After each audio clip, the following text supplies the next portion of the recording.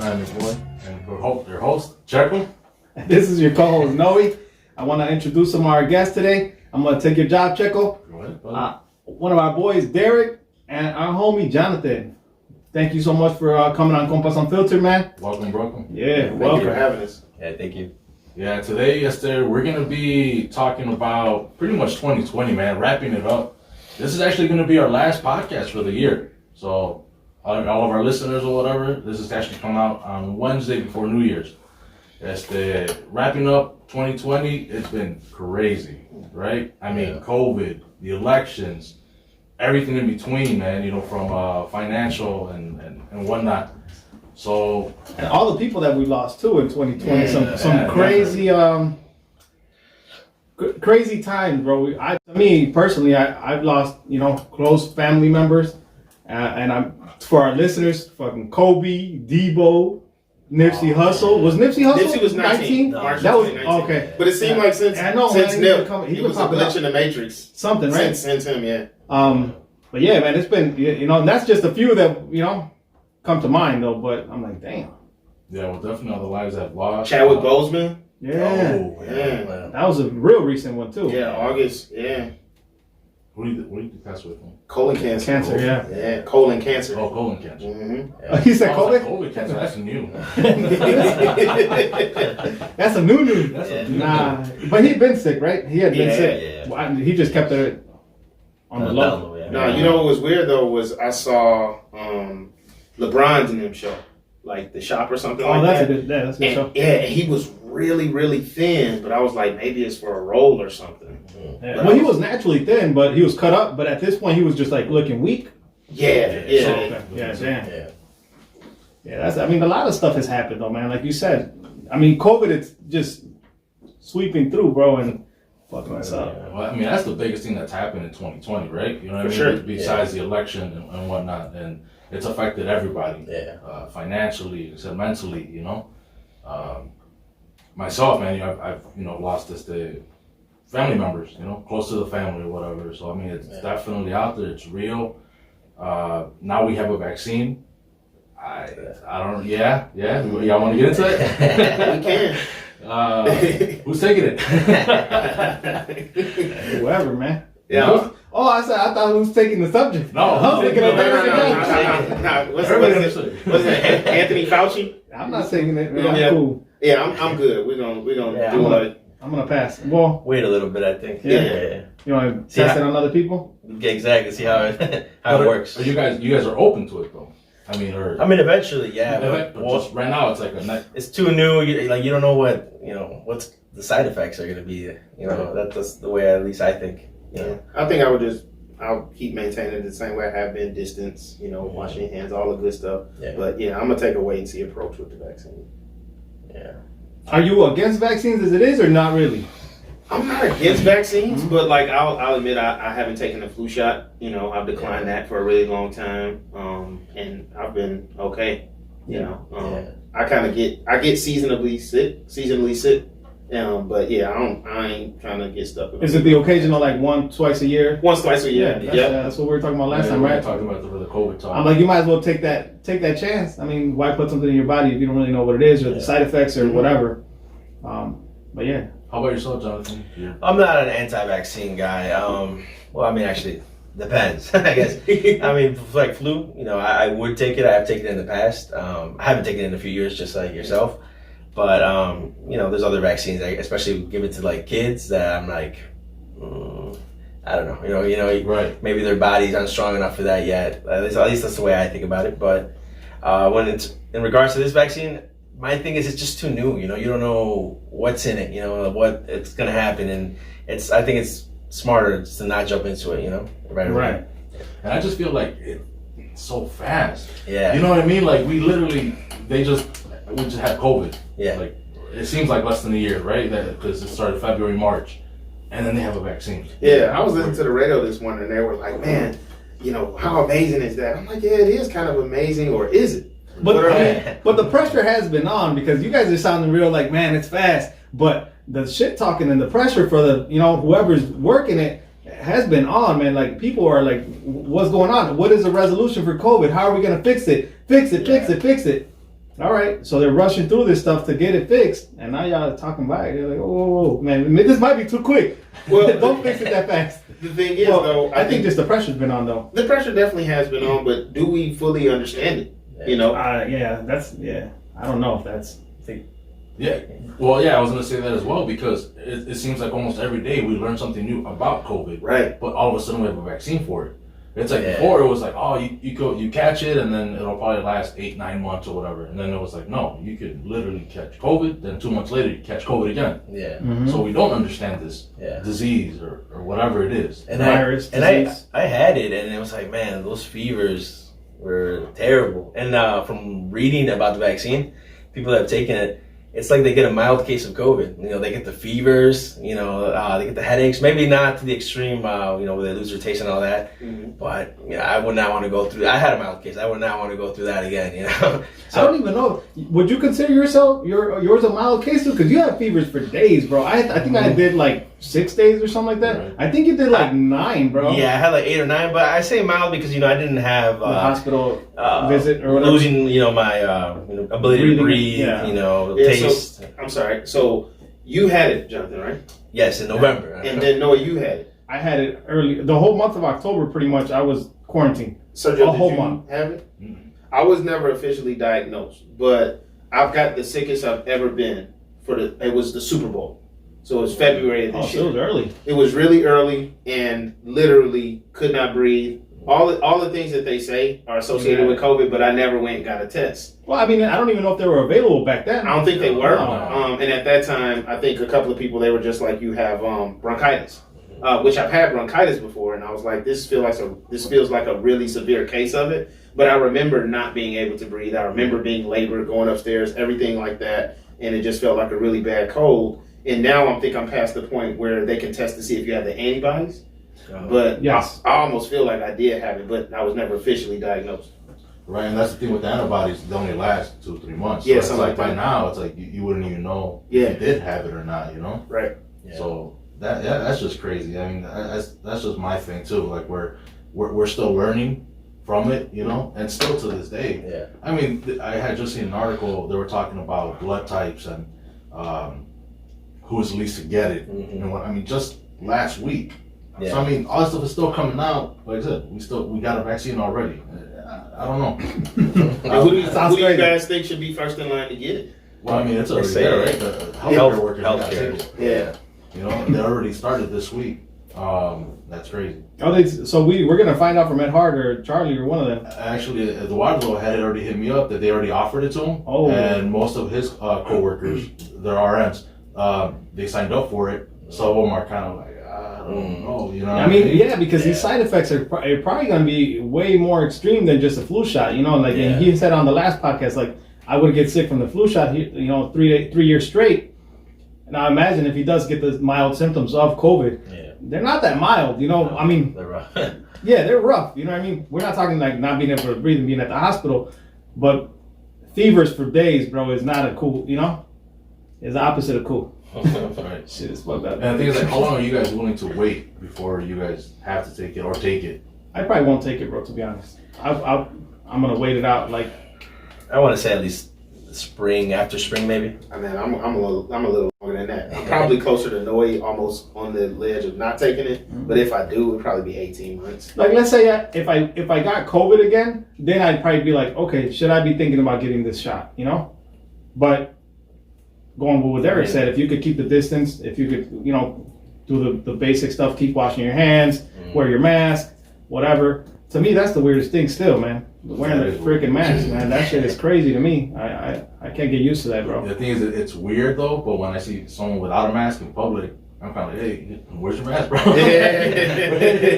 Honestly, Away, bro. we went to Aldi's, bro, last night, grocery shopping. The whole family went because if you stay at home, you go crazy too. Yeah. So my wife's like, man, let's go. Let's all go, right? I mean, it's not the smartest thing to do, right? But we did it anyway. So we went, and we're walking into the store, and this lady's in front of us, and she looked at us kind of funny, and she laughed or whatever, and she didn't have a mask.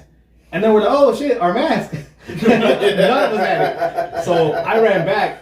I had mine in my pocket. My wife had hers in her pocket too, but we weren't wearing it yet. We were focused on the kids, bro, putting them in the car, whatever, you know. But Ivan didn't have his. He left it in his car seat. So I ran back and grabbed it, but the lady didn't have hers on. She probably looked at us like, oh shit, I can see your face. We can see you too, lady. Cool. But yeah, I ran back and grabbed it, but that's how, much I hate it, bro. Like I hate it. It feels weird. It just doesn't feel right. So I can't wait to get past that. Yeah. Not having to wear a mask, It's gonna be a while too, though. You think so? Yeah. And you know what? I didn't mind it too much, especially going to the stores and out in public. But it's like now at my job, it's required to wear it for our 8-hour shift. Oh wow. That's I think so. That's the tough part because I'm required to wear it when we work. Really? Yeah. So it does get old. It's like, man, and we come in every day, we get a temperature check. I mean, which is good. I appreciate that. But just being able to, I ran out to the store Saturday morning to get bacon. I forgot my mask. I had to turn around and go back to the house. Oh, you didn't have one in the car? No, I didn't. Damn. Yeah, because what happened was That's the worst. I left it. I parked in front of my wife, so I thought she was gonna leave first, but then I had to run out and get bacon, and so I took it upstairs out of my car because I wasn't gonna take my car, and she didn't have one in her car for me, so I was like, man, all the way back. all the way back. Gee, that sucks. I got like 3 in each car just because I would forget them all the time. So I just keep them in there. So, not switching from COVID, but mentally, how do you guys feel like it's affected society, yourselves? Oh, those deep breaths. I know y'all saw it. People on YouTube. That's some deep breaths on both ends. And there's people on Spotify. Y'all heard this shit. It's been kind of fun for me because I do draw my energy from people, but I can kind of get tired from people. So my wife calls me an ambivert.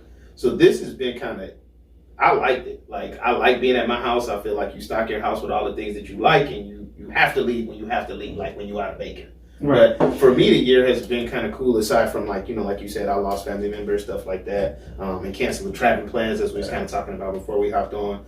But it's been kind of cool there. It's been rougher on me to see my friends who do like to go out, my wife who likes to go out, to see them suffer. So that's just kind of been rough. I enjoy physically attending church. I can't wait till we stop the stream and stuff.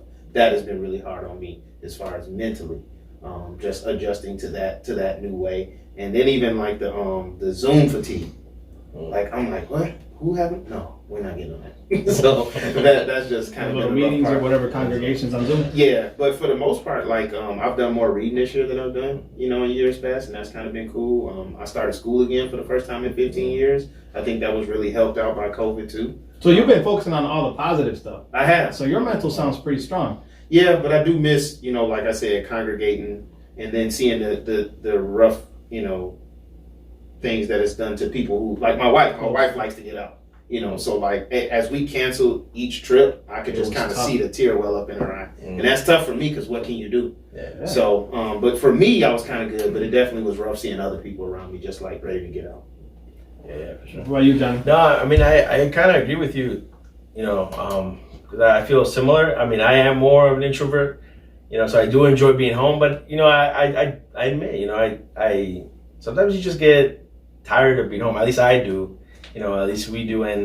Or sometimes it just feels like, even though like, it's just my wife and I, but we start to miss our family, we haven't seen them in a while.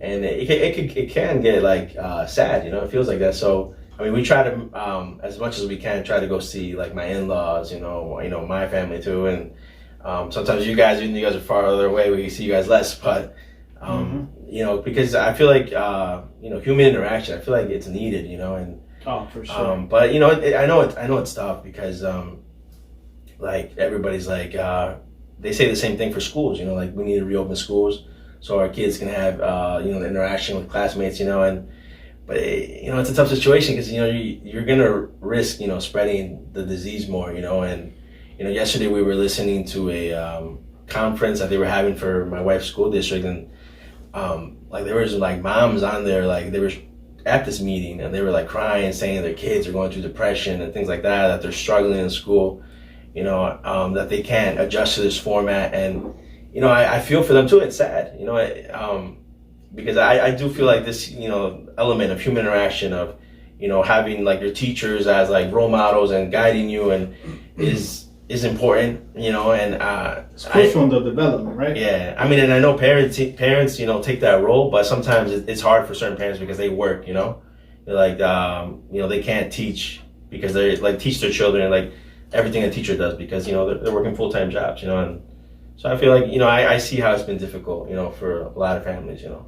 Oh, definitely. I mean, even I think I talked to Noe, where I have family and friends who spoken to me about like their kids dealing with depression and whatnot because of the pandemic, and how they can't adjust, And I mean, that's just kids. You would think that that's not kind of crazy. Like if they can't, Yeah. I mean, some of them got to the point where they're borderline kind of suicidal. Mm-hmm. And just to think that a kid can actually take their life just because of, not being able to cope with the pandemic. Yeah. I don't know. It blows my mind, man. That it's definitely crazy. We were reading a study too, like how domestic violence reports increased, because couples who hadn't really spent that time.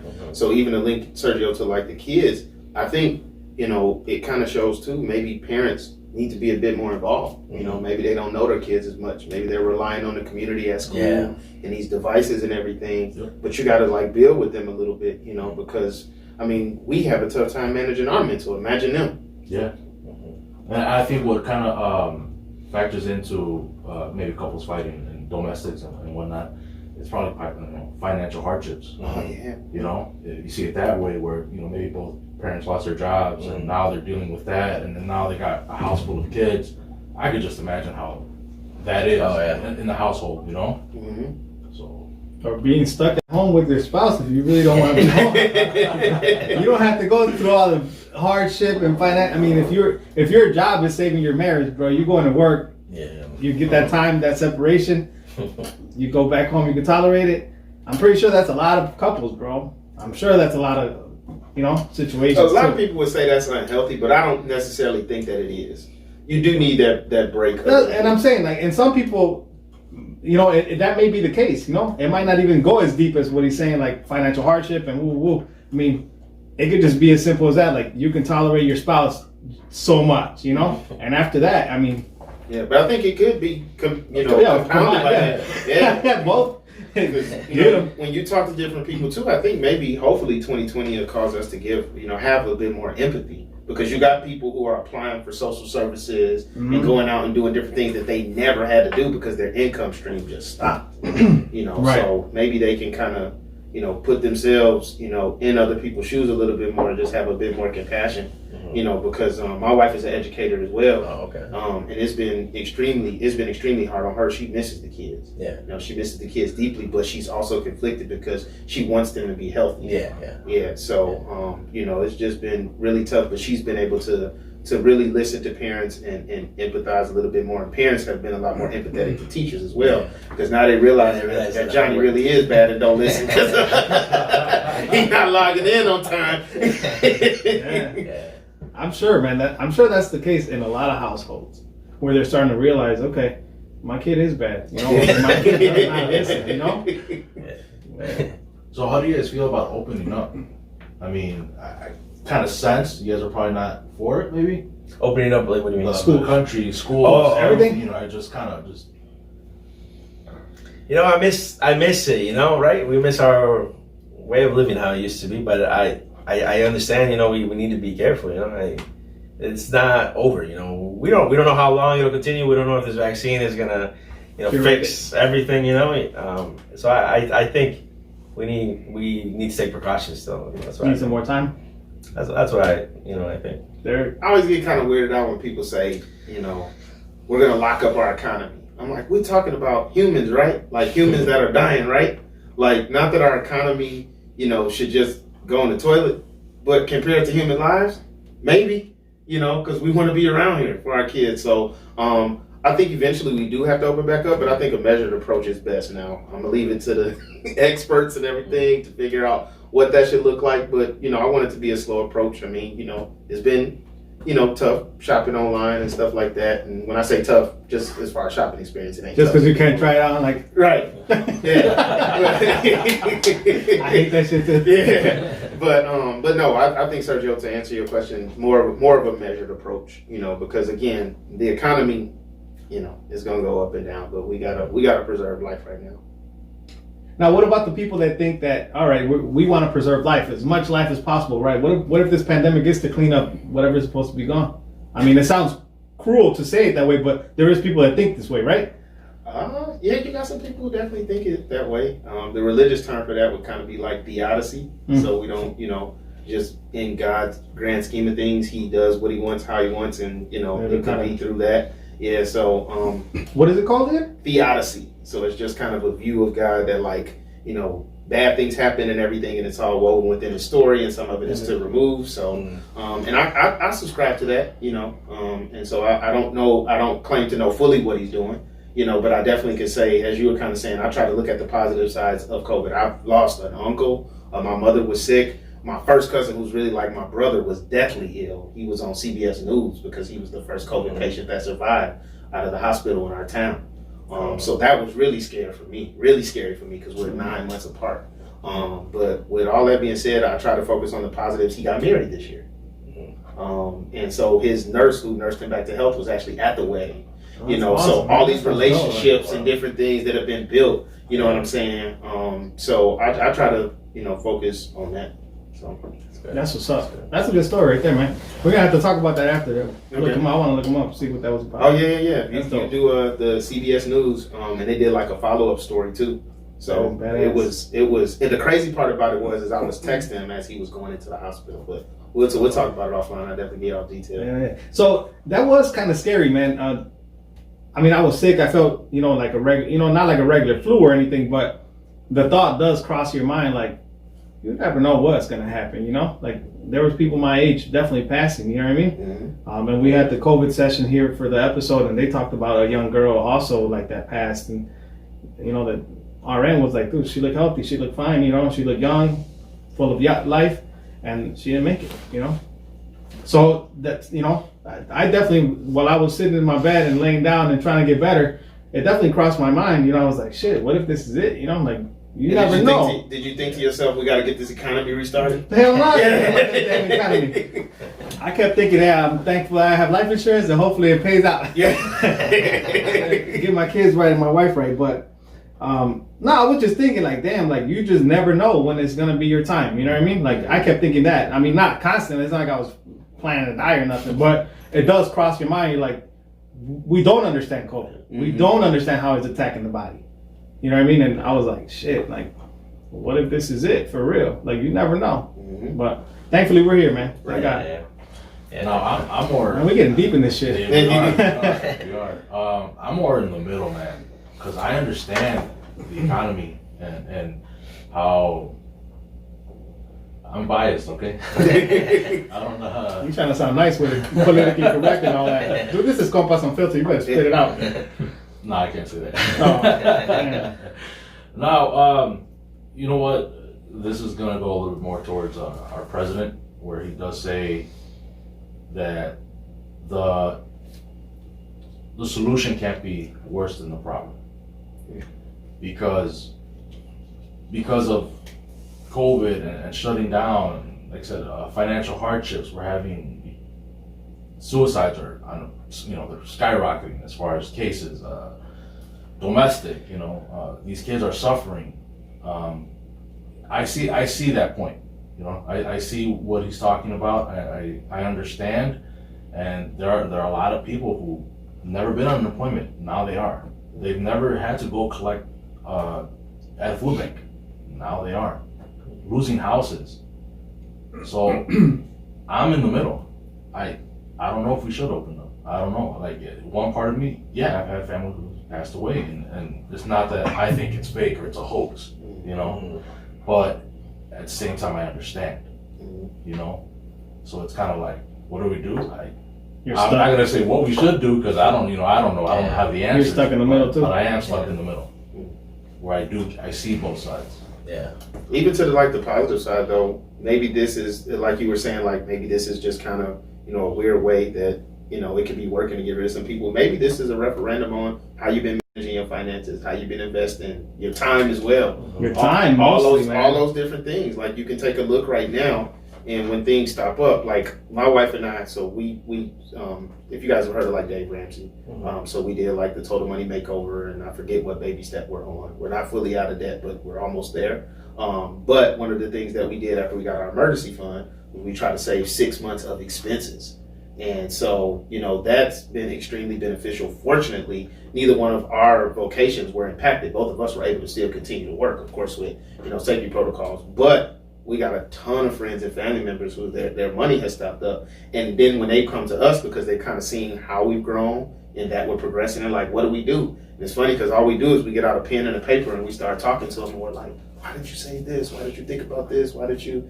And they're like, I'm like, okay, well, let's make it through COVID. Let's stay healthy. Let's look for another job. Let's do all these different things. But when you get that, let's start saving a little bit different, and let's start looking at how you're using your time too. I think that's the thing that I realize the most, how you invest your time and where you're applying it to. Does it, are you applying it to things that matter? Family being first, And I felt like I was already focused on family, but I think COVID still woke me up a little bit and said, hey, you could do better. You know what I mean? I feel like definitely it's been a time of like self-reflecting, and like my pastor always says, like it's almost like a kind of like a gift that we've gotten to have that time with family. And sometimes it reveals some truths that we don't like, like maybe we weren't spending that quality time with our family, and that's brought out an ugly side, But I feel like, we can look at the negatives, and there's a lot, and you guys have mentioned you've lost loved ones, and I've lost loved ones too. But at the same time, I think it's also been a great time that we've been able to, spend with family. And if we look at how we're spending our time and we see that maybe we haven't been doing everything right, we can try to make corrections, spend time with family, You love each other, so. I agree with that 100%. Yep. All right, moving on from COVID. Yeah, this shit got too deep, man. Yeah. We didn't want to start off like this. This shit got depressing. Hey, it dominated 2020. It still is, man. Yeah. And it might dominate the early 2021 too. Did you want to address a little bit of the elephant in the room or no? So we wanted to get your guys' perspective. Did you want to jump on something else? No. That's what we're trying to kind of ease into it, talk about COVID because it affected everybody. Right. Now let's. All right. So we wanted to have you guys on. You guys are two individuals that we respect a lot, well-rounded individuals. But when it came down to election time and voting, you guys have different perspectives, right? You guys are both religious, which I respect tremendously. So we wanted to get your thoughts on why you leaned a certain way or why you leaned the other way, and just get get a little rebuttal going on and get to understand your guys' mentality on why. Y'all cool with that? Oh yeah. For sure. Let me set the table by What's saying up? we're both unapologetically Jesus followers, and For sure. you're gonna have this diversity. I have friends who have voted for different people, so I don't think this is an in or out issue. If you voted for Donald Trump, we can have some questions about why you did it. I'll tell you what I believe I got from Scripture and why I didn't. But we're still brothers and sisters in Christ. But Jonathan, if you want to, yeah, sure. I mean, for me personally, I'm gonna just go ahead and straight say this: like, I'm not a Donald Trump supporter, but I was a Donald Trump voter, and there, in my opinion, Two different things. there are two different things. Like, trust me, I'm ready. I think Donald needs to stop with trying to, say the election was rigged or they stole it. Yeah, I'm ready for the new president. I trust that God, chose Joe Biden to go next, and that's who he put there because God puts everybody in where they belong. The one you worship, Yeah. or another guy? The one, the only guy. Oh, okay. Oh, I guess Well, I was just wondering because you voted some way, but No. God didn't tell you vote that way because Biden was. No. Hey, I have to throw that in there, bro. No, it's okay. Welcome to Compas Unfiltered, Yeah, bro. thank you. No, I mean, I personally voted for Trump because I felt like in my views, my religious views, there are some things that I didn't totally agree with, Joe Biden. Not him necessarily, but the Democratic Party and the way they progress certain things. I don't believe that aligns all the time with biblical views. Mm-hmm. I'm not saying that Joe Biden as a person is a bad person. If anything, you can see that character-wise. Trump. I'm not saying Trump is this Christian person. No, he's not. But I know God does use different people throughout history, and not necessarily somebody that you might think, this person should be the one he uses. No, he might use somebody for his purpose, even though it might seem that he doesn't always go for the poster child or a perfect image. No. I mean, and I'm sorry. Go ahead. No. So I mean, for me, I guess I just felt without getting specific, there are certain views that I just didn't agree with, and I still don't. But I'm not gonna go and say, hey, this is not my president. No. Can we go into some specifics though? You want to? Yes, exactly. This is the whole point of Compas Unfiltered. Yeah, we want to definitely. I guess this is Compas Unfiltered, right? So. Right. And then edit it out. It's unfiltered. We're working on the editing part, but that ain't happening yet. No. Yeah, elaborate a little bit more, on specific reasons. Why. And I guess it's always. I was nervous coming into this because, this is obviously going to be on the internet, and, these days everybody hates in certain point of views, and they'll let you know what I'm saying? We're not that popular yet. So, but for me, honestly, if I get specific, there's certain things abortion is one thing that I know, at least in the Democratic Party, it's been something that they, support and encourage, and Trump, as bad as he character-wise is, I know that, when he has been president, there have been states where that has been, repealed, particularly more in the South, but for me, I'll be honest, I know there are circumstances, there are reasons, where abortion is something that I think needs to be done. For example, medically, a woman is gonna, on the point of, let's say, death, and it's between her and the child. I mean, I understand certain situations, but as a person, and I'll get deep. We desire to have a baby, my wife and I, and we haven't been able to. So when I see that happen, that hurts. To see a life going away, and there's people that don't view it as a life. But I believe that God, creates us from our mother's wombs. He knits us, and I when I see that happen, that hurts, and I can't, as a Christian, say, I can't go and force somebody and be like, no, you shouldn't do it. But what I can do is at least support a party or people that, discourage it, or don't want that to happen. And that's probably the biggest reason why, and trust me, it was hard. I'm Hispanic, I'm Mexican and Dominican, I'm mixed, and trust me, I see how he treats our people, and I'm like, man, I don't know, I can't do this, but at the same time, I feel like I sometimes you have to decide, which one weighs out for you. Yeah. Now, so you mentioned the Trump thing, right? And that's one of the reasons for Trump. What was one of the biggest reasons not to vote for Biden, if you have one?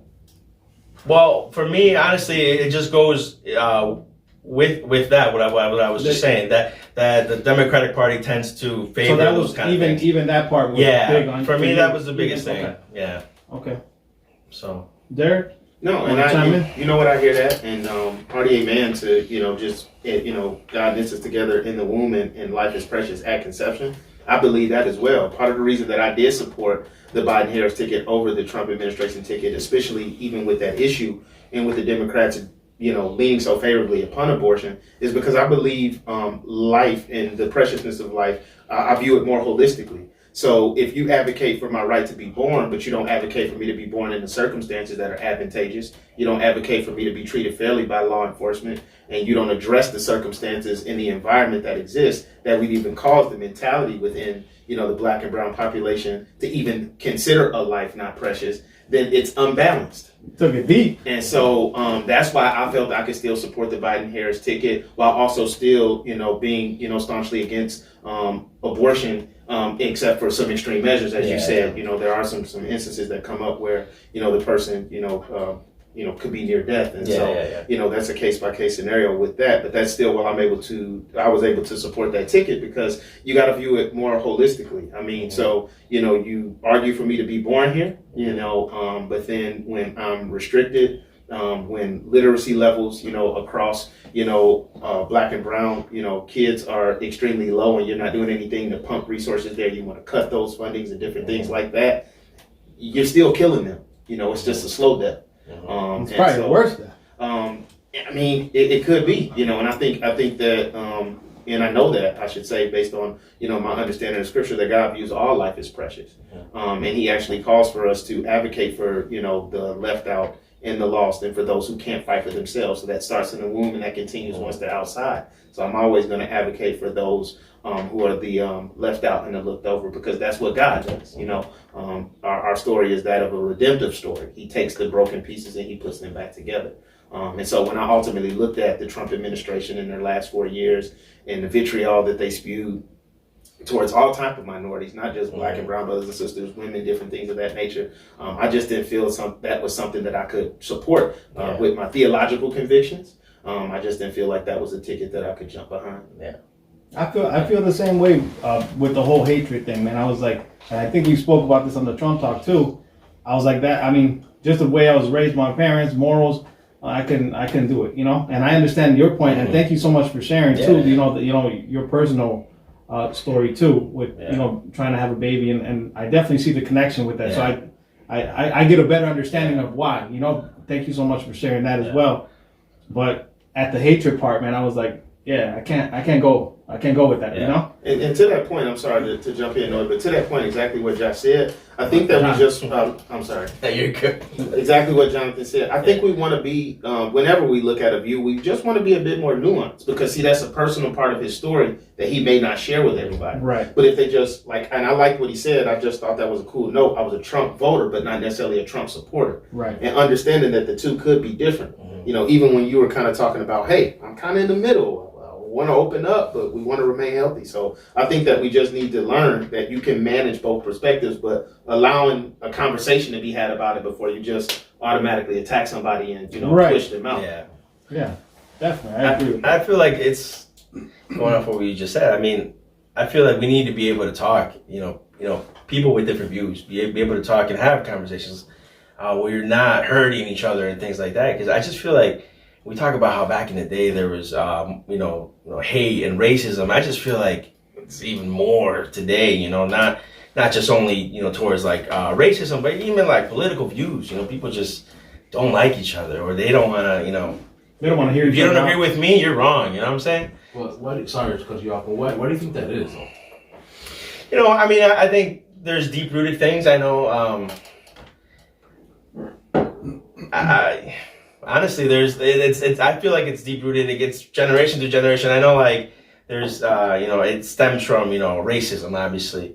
It stems, honestly, 4 years ago when Trump won, I think I was the most surprised. I thought Hillary was going to win that election, and when you saw, like, these different types of people, like, raise up and vote for him, and just the way they're really out there and sometimes very offensive, they're, especially towards us, like minorities, that produces, collision, tension, and so it's bound to happen. And as Christians, I know we believe that, we need to forgive each other and love each other. But, if you don't believe in that, if you don't know that, if you don't know God's love, then obviously when somebody throws a rock at you, you're going to throw it back, and I think that's, honestly, where it comes from. But I think, Sergio, it's you actually see voiceless people getting a voice, and the people who control the narrative for so long are scared, and they're being encouraged to act obnoxious when they are scared. So it's great things like podcasts, different things of that nature, social media. There's bad things about it, but voiceless people can get their word out, and they're learning how to mobilize. And come together and organize and strategize. And people are scared of that because, they used big and organized to threaten us, but now we're learning. And so I think it's voiceless people, and now those people who are in power and who abuse power, now they're scared. And that's why I think you see this big tension now and why everything has to be so polarizing. That is true. That is true. Now, you have any other questions regarding the? You guys are making my job harder, man. I thought he was gonna be like a straight up Trump supporter. You know, like how we had Julio. Oh, okay. I was trying to hit him with questions, you know. But like, no. But no, that's good, man. That you're how you said it. I voted for Trump. I voted for him. You know, necessarily. I'm not gonna go you're out not wearing there. a MAGA hat right No, now. I'm not. And it doesn't sound like you're gonna buy one. They're probably gonna be on sale soon. Probably get them. You mean on down discount? Yeah, on discount. They're gonna be on sale. Now, how do you guys feel we're gonna be entering 2021 with Biden? You know, like how did you know? I know we're jumping the gun here a little bit, but what do you guys feel about that? Like you see a lot of change happening right away. You think it's gonna be a slow process because of COVID? There's going to be a lot of things that he attempts to do. I think as people have become more aware of our process, it takes a long time to effect change, you know. And so right now he's got to get the Senate. He doesn't have the Senate right now. So a lot of the initiatives that he, ran on and said that he wants to do, some of them he's just not going to be able to do right now because we don't just have, somebody who can just make a sweeping decision like that. So I think it'll be slow. I think the same thing that we were talking about with the economy, a measured approach. It has to be a measured approach. And we have to hold him to his merits after 4 years, What did he do? What did he not get done? What did he push hard on? So I think it's going to be slower than what a lot of people hope. And again, one person is never, history kind of repaints a story all kind of pretty, but it was never just one person who just came in and poof. It's never been like that, right? It's never been like that. How do you feel like VP's gonna be assisting? I think Kamala will be good. I think he chose wisely with her. I was a bit reluctant at first, especially when she was being considered as president. There was just, some things for her as a prosecutor. How her record. Yeah, man. I mean, when you look at it, it was like, okay, but I mean, she's a brilliant woman. She's absolutely brilliant, extremely intelligent, very poised, very focused. I think he chose wisely, and I think he's going to have to lean on her heavily, especially if he wants to get a second term. Just to walk, bro. He's up. But no, he's going to have to lean on her heavily to keep because I think she was a big reason why a lot of the younger people supported him. So I think she's going to have a big voice, and she's going to have to show and prove too. Because we put them in that spot, so the whole rookie jitters or first time at it. I don't think she's gonna be given as much leeway. Yeah. John? 77 years old. Now they mentioned that he's gonna need her to walk. Yeah, 77 when he gets inaugurated. I think they said the oldest president inaugurated. Oh, really? But I agree with you. I do think it's gonna be a slow process. I don't even know why they fight for this job so much because it's probably the most stressful in the world. Everybody wants answers and you can't have them. You see Trump trying to give you answers all year and every time he's wrong, or he says something dumb, So I mean, it's tough and he's gonna have to start giving answers, because now he's gonna be the president. I saw he was promising I think 100 million vaccinated individuals, in his first 100 days. And, wow. So I mean, that's 4 of us already out, bro. Who are these people? So I mean, he's gonna have to, it comes with the job, right? But I mean, I'm hoping, I will be praying for him. And I know you will too, and we want the best for this country. We, because we live in it. So that's what we're rooting for him, and we're gonna help out as much as we can. I mean, we're gonna.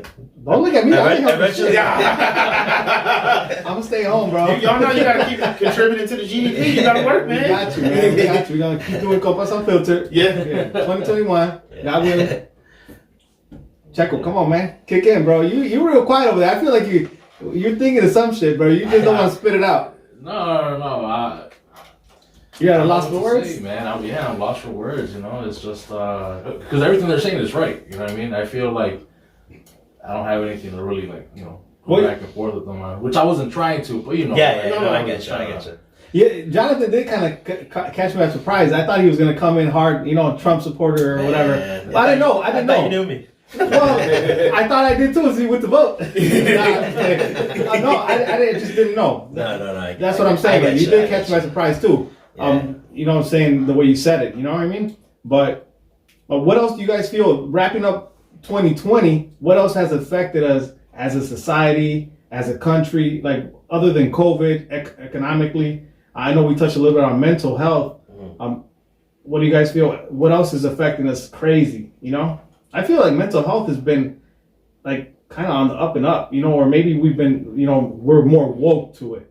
You know, I don't even know if that's the right term, but no, I think we're you know more. what I mean? I think we're more aware of it. There was an interesting study. I actually got a link, and it was talking about actually those who have been coping mentally a bit better have regular church attendance. So I think a lot of times people divorce the mental and the spiritual, and really they're one and the same. You even talked about just, hey, you know, and I've seen you with your kids. I think you're a great dad, always present, always there. But you've just seen it a little bit more. That, hey, these are some spots I could be filling in. I think God has really used 2020 to take some time alone with us. And if you're mentally not okay, that's okay, but you don't have to stay there. So check in with him a little bit more, hear from him a little bit more. I think that we are a bit more aware of it because 2020 has given us time to just settle down and take a look and see where we're at and figure out why we're not good. And I honestly, you know, think that God is he's that gap filler. We've been trying to cover it with a lot of things. You know, going out to work, going on vacations, doing different things, but it's a God-sized hole, and only He can fill it. Were you born like Christian? I was born. Raised? So I was. My belief is that nobody is born Christian. I was born in a Christian household, but I had to make my own decision and develop a personal relationship with Him. So I was born in a Christian household. Some of the doctrines and teachers I'm sworn off, but the one that I've stayed with is just believing that, you know, Jesus Christ is, you know, God incarnate, came and died for us. But I was born in a Christian household. John? Same question. Yeah. I was born in a Christian household, but yeah, like you said, you're not born Christian.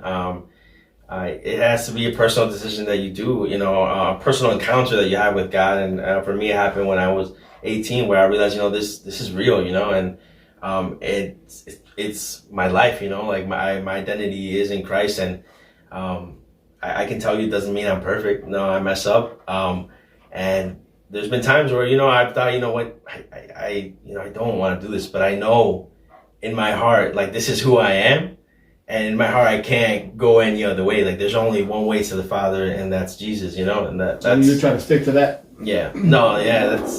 That's what's, you know, that's in my heart, you know. But I kind of wanted to say what you were saying about 2020, you know, and it's kind of going back to what we were saying at the beginning. It's honestly like everything got taken away, you know, like work, entertainment, you know, restaurants, everything got taken away. And it was just, you know, you, if you're living alone, or you and your family. And, you know, God does things for different reasons, you know, and I feel like that was a time, and it is a time now to self-reflect. And, you know, it exposes when you're like in a confinement, in a ticking room, right? You're like in a ticking timer, I was gonna say. It reveals the true you know what I'm saying? So I feel like what we're seeing now, mental health and all that coming out, it's the true person. They were just distracted with their work. They were just distracted with school, entertainment, or whatever. Now, how do you guys feel like with the mental health thing? Do you guys feel like people or youth are using it for attention on social media as well? Like, I feel like it's so hyped, and like I said, I don't want to sound cruel or like an asshole or whatever, but it feels like it's not just magnified, but it's also like for likes, or, you know, for attention. Do you guys feel like you see that on social media a lot too, or is it people just really suffering? Or it could be both. It's hard to tell. Yeah. I mean, you're incentivized for that. You know, I thought that they were experimenting. I thought I read something where they said they were going to experiment with removing like the number of likes that you could see on Instagram. I thought they did already. I thought they removed it on Instagram. Did they or no?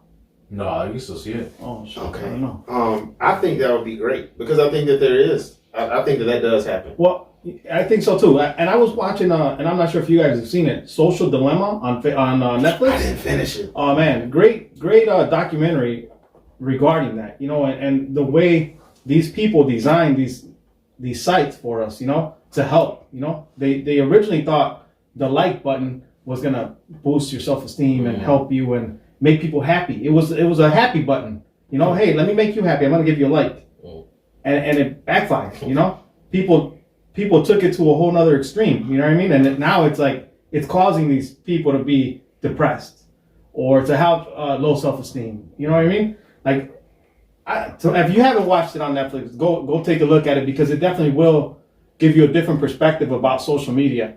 And now that we have Compas Unfiltered, bro, I always think about it now. I'm like, God damn, I'm on this motherfucker all the time.